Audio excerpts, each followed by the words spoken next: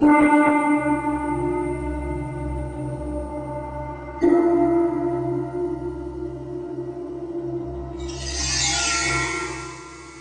you heard about the devil having the best tunes? Well, he also has the best stories. This is a story about my journey, my obsession, my destiny. You could say it was written in the stars.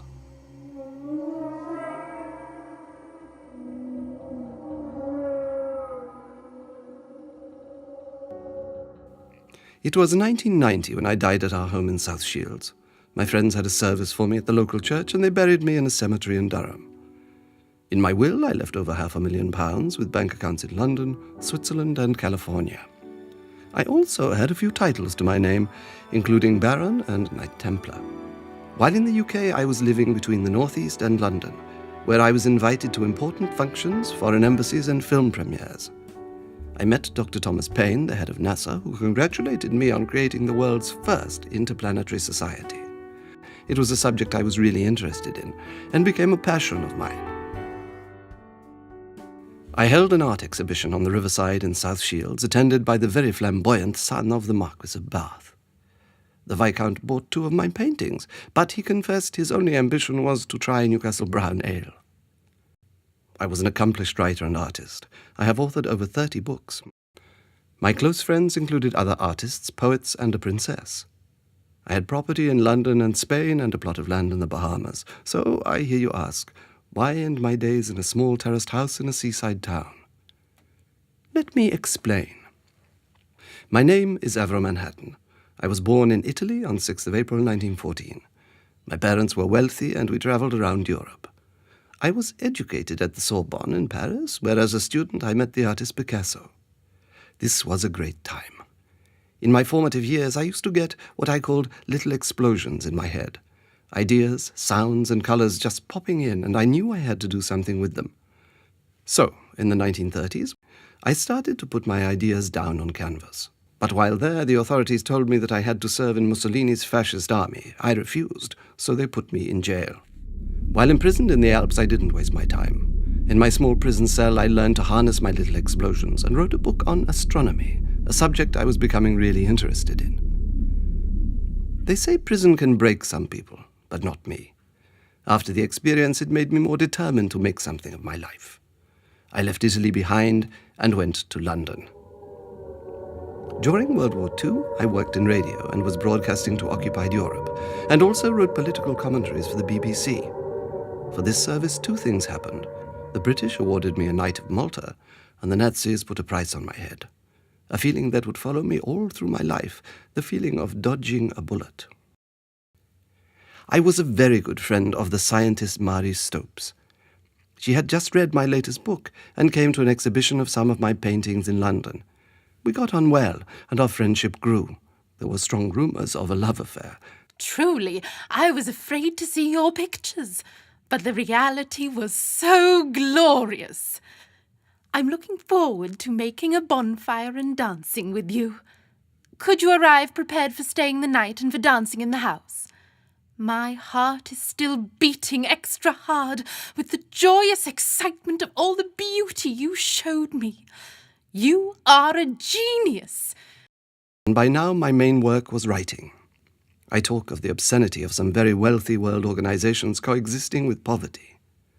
My titles deal with topical issues and are controversial. They deal with current religious and political problems affecting the USA and the Western world. I research the subjects thoroughly, and my style is not to be judge or jury, but to be the prosecuting counsel.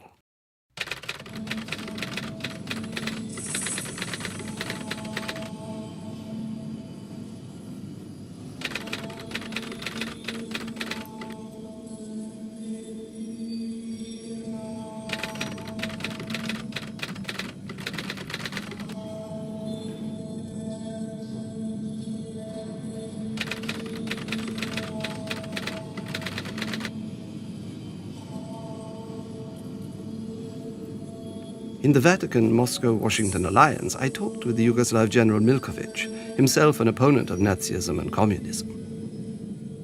During research, I came across a story of a squadron of bombers planning to flatten the Vatican. This was foiled only 24 hours before the attack was to take place. Revealing this brought me many readers across the world, but also many enemies. Ozark Books, one of my publishers, said I risked my life daily to expose some of the darkest secrets of the papacy. Many of my books have been translated into a number of languages, from French, German, and Spanish to Hebrew, Czech, and Russian. The Vatican in world politics ran to 50 editions. One review said that a copy of the Vatican's Holocaust was hurled across St. Paul's Cathedral in London. The book was criticized, condemned, banned, destroyed, and even burned as frequently as it has been recommended and praised in many parts of the world.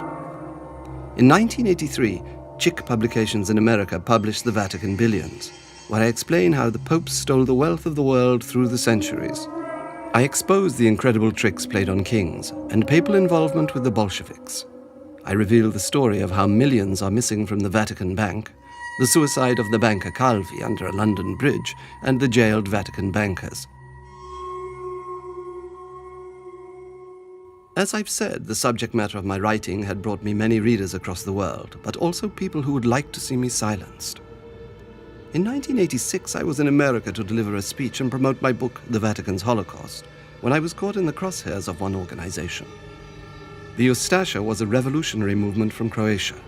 They specialized in the assassination of prominent people. After my speech, I was standing at the bar when I was approached by a man, and he whispered to me in a matter-of-fact tone of voice, "I came to the convention to kill you." He departed as other people came up to me for signed copies of my book. One of these men was my bodyguard, and when I told him of the incident, he froze and told me that he recognized him as one of the most ruthless Ustasha killers. Something had changed his mind. You could say I had dodged a bullet. Again.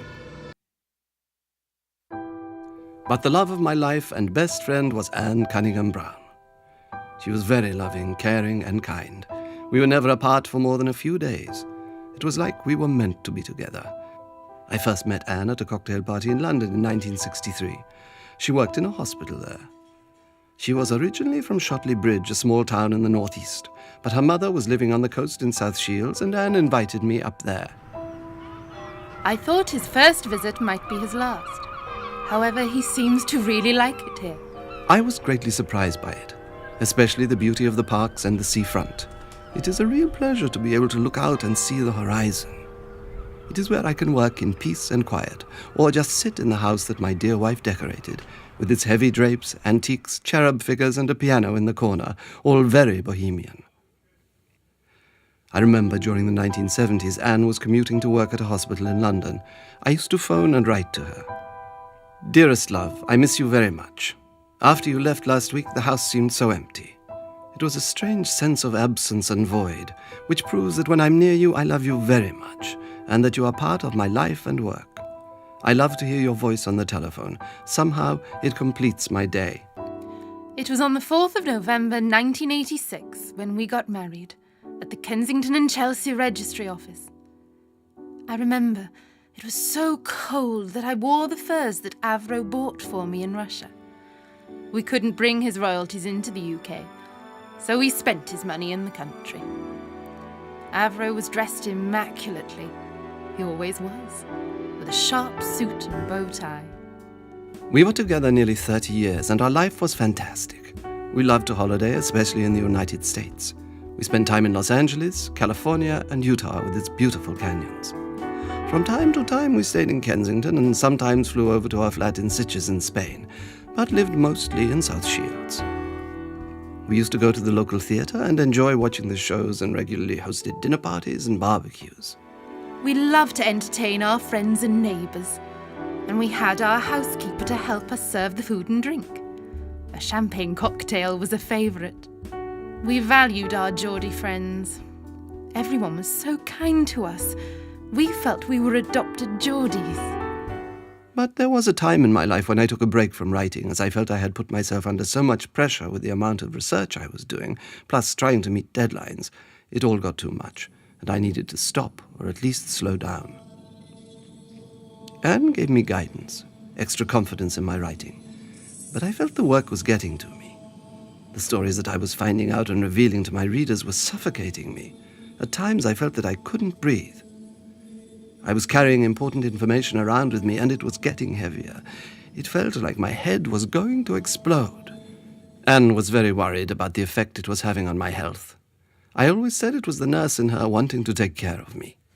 I really needed to take a vacation and recharge my batteries, but I felt compelled to look further, to progress and soak up more of the stories, then let my readers know what is going on in the world around us. I really felt I was doing the right thing by exposing all these secrets and lies. Since coming to Britain 40 years ago, I had been working on a book about an imaginary god invented by primitive man to give himself courage and hope in his struggle for survival. The dawn of man is better than the Garden of Eden. My hero Azor is better than Adam. I talk about how a new world will emerge and the start of a brighter future for mankind. I thought it was my finest work, so I got in touch with Lyle Stewart, one of my publishers in the USA, asking if he would like to release it. But the irony was that as soon as it was ready, to my surprise I had a heart attack on my 75th birthday. After a short stay in hospital, I made a recovery and was straight back to work, and we released the book. To say the least, Anne was very disappointed in me putting my work, my passion, ahead of my health. It will kill you in the end, she used to say. I was still working to my last days. I was planning a new book, and my research was leading to links with the Vatican, the CIA, and murders of very prominent people in the Western world. This was a conspiracy which would shake the foundations of these organizations. There is no proof, yet. But the truth will come out in the end, believe me, my friend. Someday it will be known. So that's it. That's my story. I ended my days here in South Shields, where I produced my best work, living close to the sea and where I could see the stars more clearly.